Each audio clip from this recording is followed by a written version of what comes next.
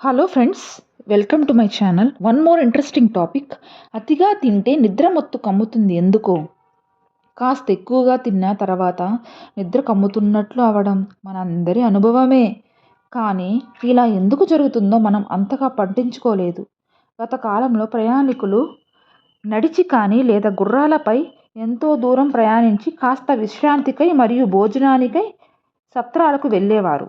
కానీ కొన్ని సత్రాలలో సత్రం నడిపేవారు అతిథులకు అతిగా భోజనం వడ్డించి గాఢ నిద్రలోకి జారుకోగానే వారి ముల్లా మూటలు వెతికి ధనాన్ని దొంగిలించేవారట. నిద్రలోకి జారుకునేలా పుష్టిగా భోజనం పెట్టి రాజుగారి గూఢాచారులు మరియు అధికారులు అనుమానం ఉన్న వ్యక్తుల వస్తువులను ముల్లా మూటలను సర్ది తమ సందేహాన్ని తీర్చుకునేవారు. అలసిపోయేలా పనిచేసి లేదా దూర ప్రయాణం చేసి పుష్టిగా భోజనం చేస్తే వెంటనే ఆ వ్యక్తికి నిద్ర వస్తుంది.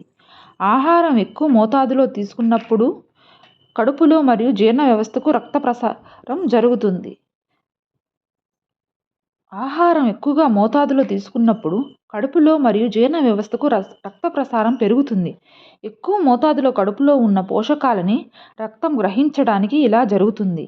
జీర్ణ వ్యవస్థపై ఎక్కువ మోతాదులో రక్తం ప్రవహించడం కారణంగా సహజంగానే ఇతర శరీర భాగాల్లో ప్రసారం తగ్గుతుంది. అలాగే మెదడుకు కూడా రక్త ప్రసారం తగ్గుతుంది. ఈ కారణంగానే పుష్టిగా తిన్న తర్వాత నిద్ర కమ్ముకుంటుంది.